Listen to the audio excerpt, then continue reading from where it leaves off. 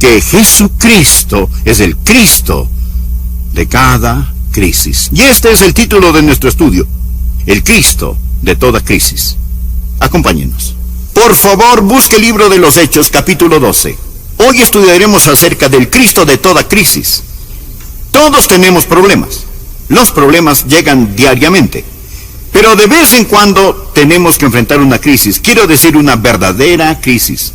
Y no sabemos, en realidad, a quién acudir, a menos que acudamos al Señor. Una crisis puede venir inesperadamente. Puede venir tenazmente, como salida de la nada. Hablo de una crisis aterradora.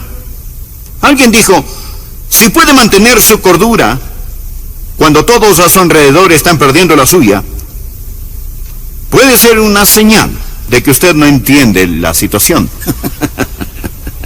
O pudiera ser que usted sí entienda algunas de las cosas que voy a compartir hoy de la palabra de Dios.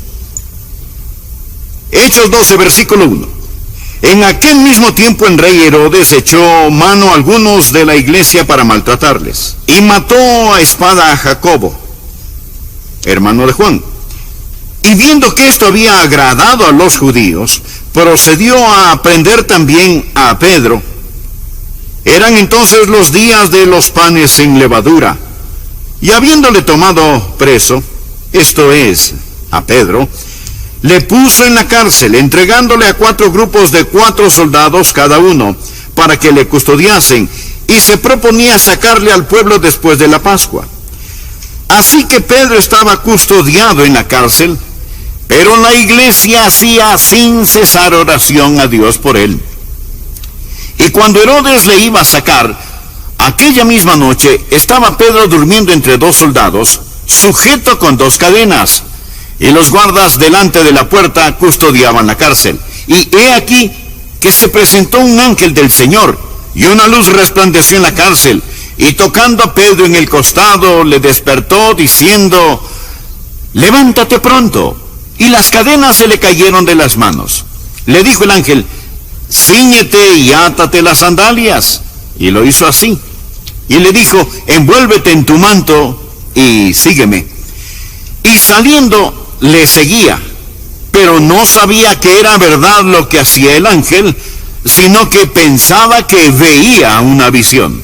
Habiendo pasado la primera y la segunda guardia, llegaron a la puerta de hierro que daba a la ciudad, la cual se les abrió por sí misma, y salidos pasaron una calle, y luego el ángel se apartó de él. Ahora, hasta aquí la lectura. Continuaremos leyendo más tarde, pero déjeme mencionar el trasfondo, reiterar lo que había sucedido.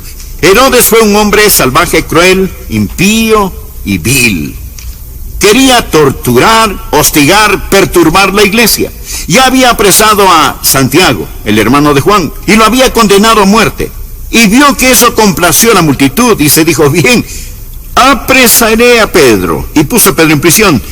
Y dijo: después de la Pascua lo sacaré, y lo haré más corto de estatura, le cortaré la cabeza. Herodes era un hombre absolutamente feroz, vil, diabólico y cruel. Esa era la situación, y verdaderamente era una gran crisis. ¿Cómo enfrenta usted una crisis? ¿Qué hace en tiempos de crisis? Bien, quiero compartir con usted hoy 4 pensamientos. Por favor, anótelos. Los necesitará. Pueden necesitarlos ahora mismo. Algunos de los que me escuchan están en medio de una crisis genuina, pero si no, los llegará a estar. Primero, debemos respetar el misterio de la providencia de Dios. De la providencia de Dios. Al mirar este capítulo, hay una palabra que sobresale: providencia.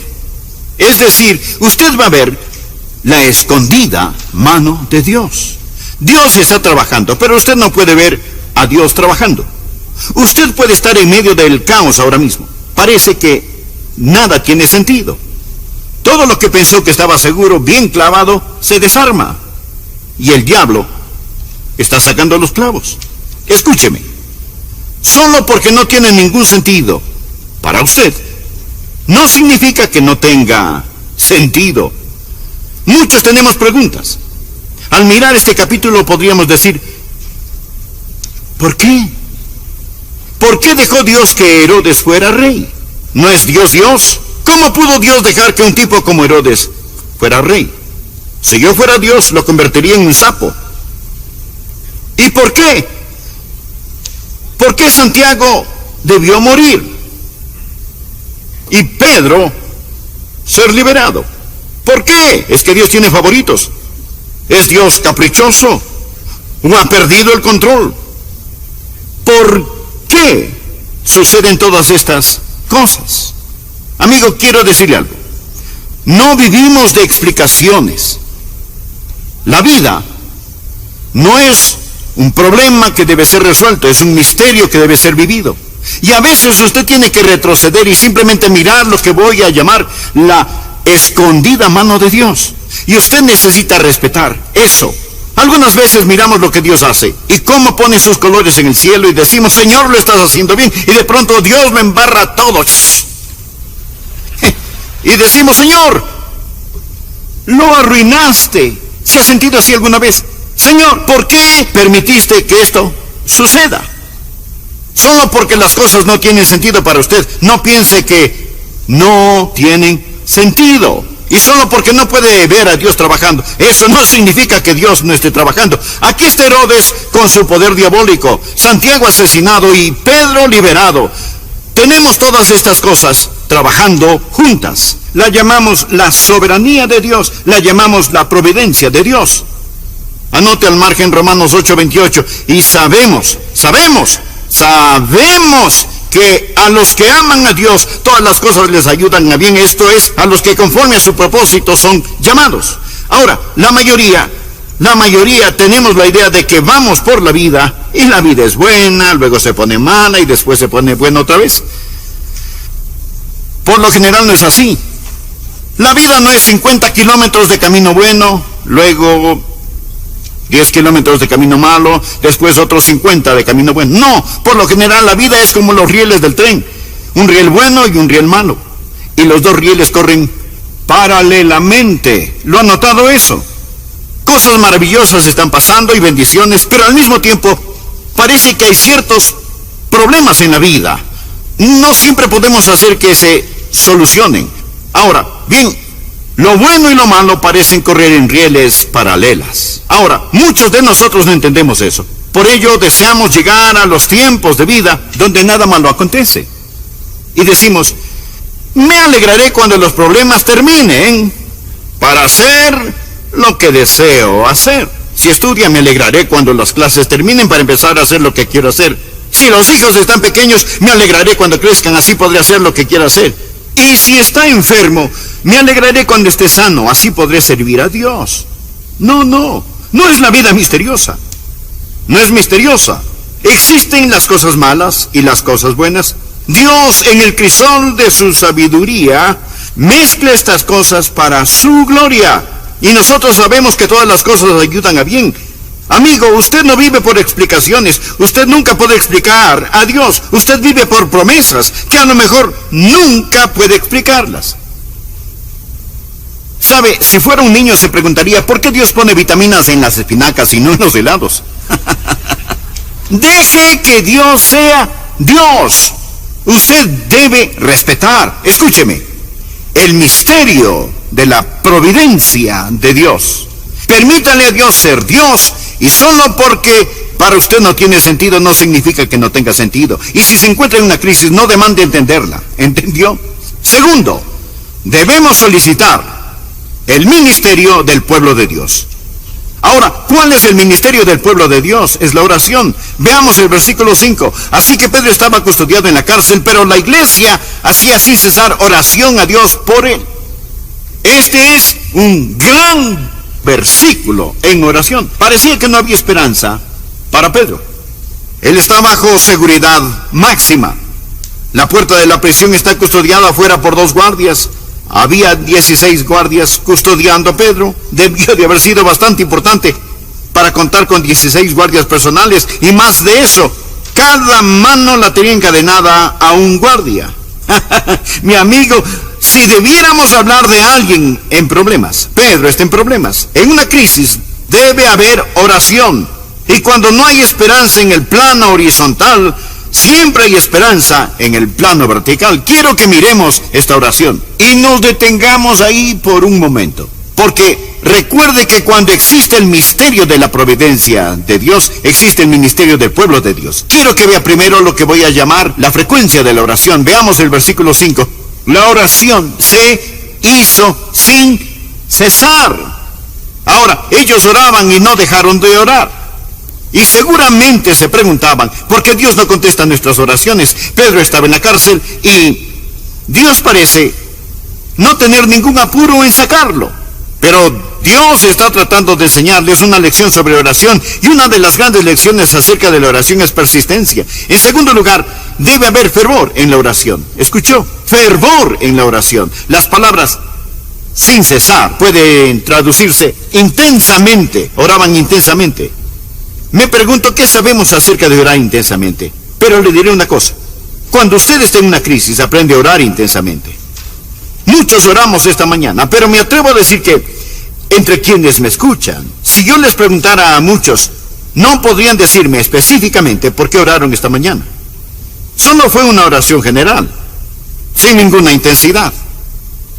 Me gusta Jeremías 29:13, donde Dios dice, y me buscaréis y me hallaréis, porque me buscaréis de todo vuestro corazón.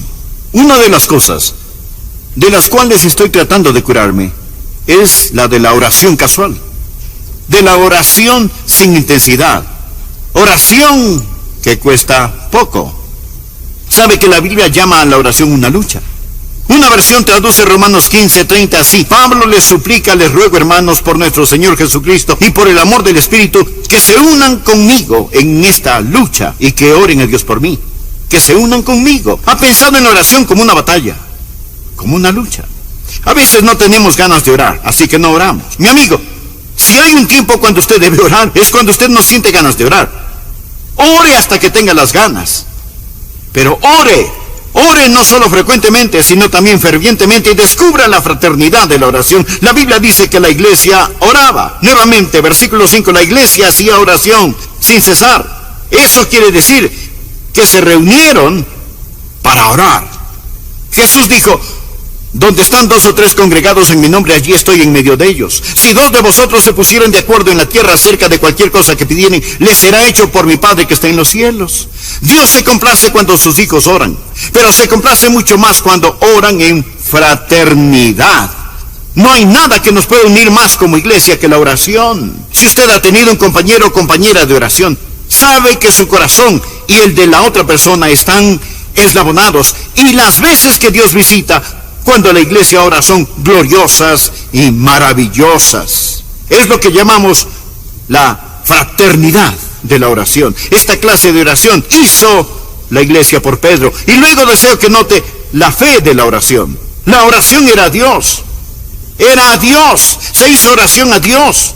No estaban orando el uno por el otro.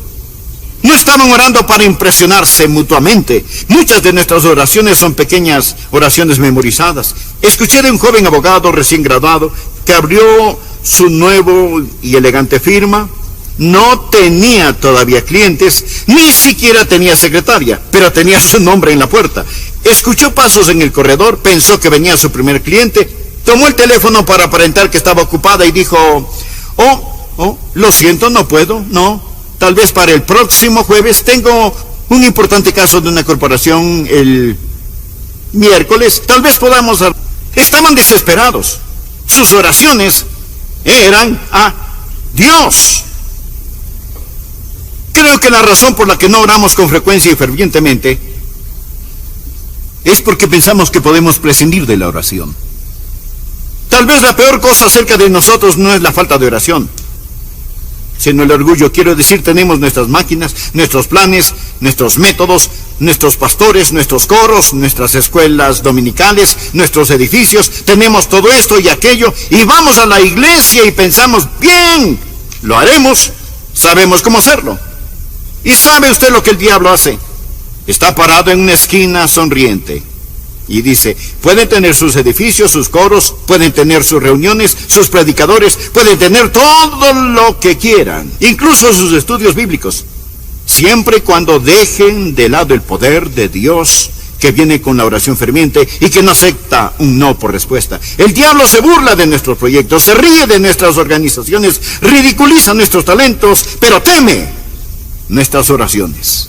A su vez existe el enfoque de la oración. Por favor, el versículo 5, la Biblia dice, la iglesia hacía sin cesar oración a Dios. ¿Por quién? Escuche, por Él. Ellos estaban orando por Pedro. No solo fue una oración intensa, sino también específica. ¿Qué oró usted esta mañana? ¿Sabe que muchas de nuestras oraciones son tan indefinidas que si Dios las contestara no lo sabríamos y si no, no tendríamos que admitirlo? Señor, salva a los perdidos. Bueno, si alguien se salva, usted puede decir, bueno, yo oré para que se salvara y se salvó. ¿Cómo sabe que fue su oración? ¿Cómo sabe que no fue mi oración o la de otra persona? ¿Sabe? Tenemos estas oraciones indefinidas. Pero cuando ellos oraron por Pedro y recibieron respuesta, sabían que fue una respuesta a sus oraciones. Oraron por él. Veamos el tercer punto. Cuando enfrentamos una crisis, debemos, tercero, descansar en la maestría de la paz de Dios. Tenemos el misterio de su providencia, el ministerio de su pueblo y ahora la maestría de su paz en medio de la tormenta. Leamos el versículo 6. Y cuando Herodes le iba a sacar, aquella misma noche, Pedro estaba durmiendo.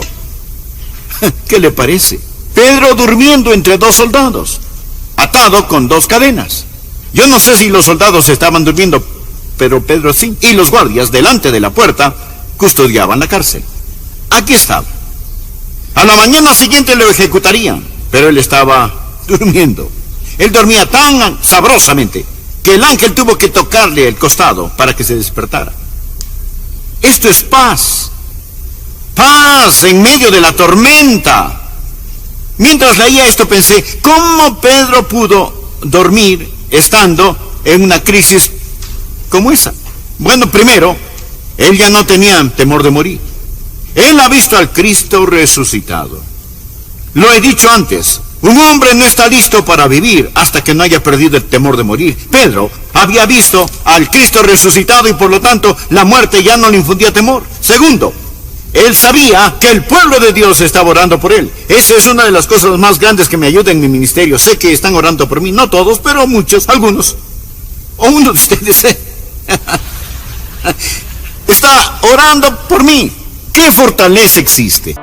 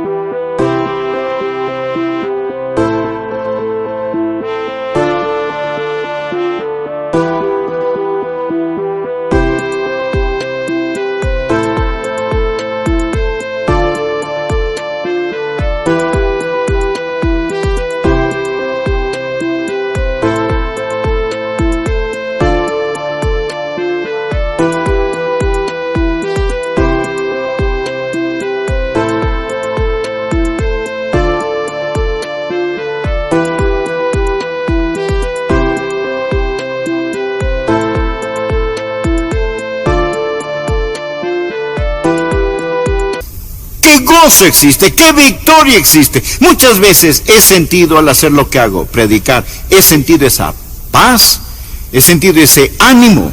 Y sabe, en la maestría de la paz de Dios, en medio de la tormenta, sea cual sea, tú guardarás en completa paz aquel cuyo pensamiento en ti persevera, porque en ti ha confiado. Deje de mirar la tormenta y ponga su mirada en el Señor Jesucristo.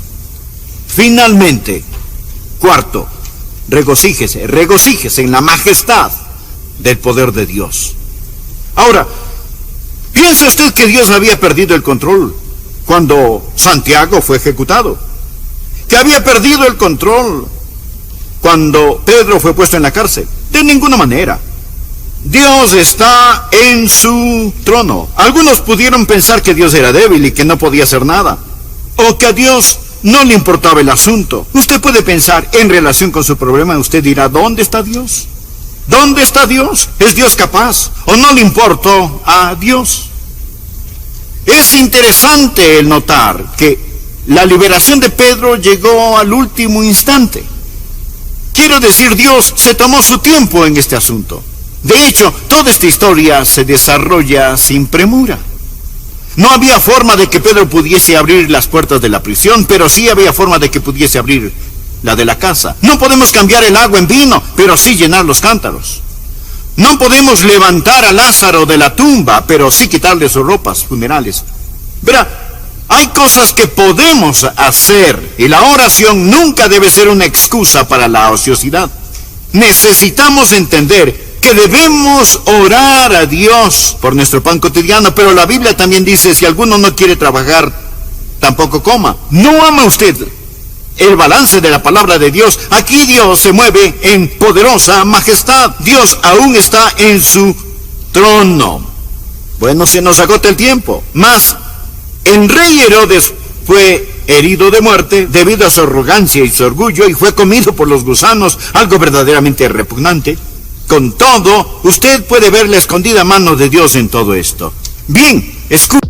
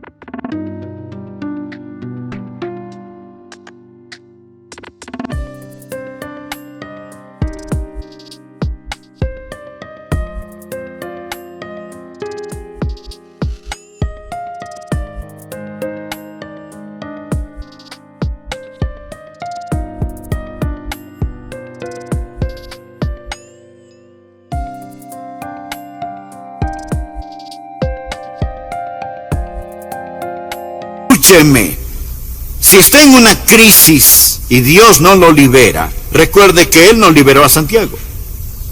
Y no es porque Dios no pueda hacerlo. Y si Dios no está trabajando de acuerdo a lo que usted pueda ver, eso no significa que Dios no esté trabajando.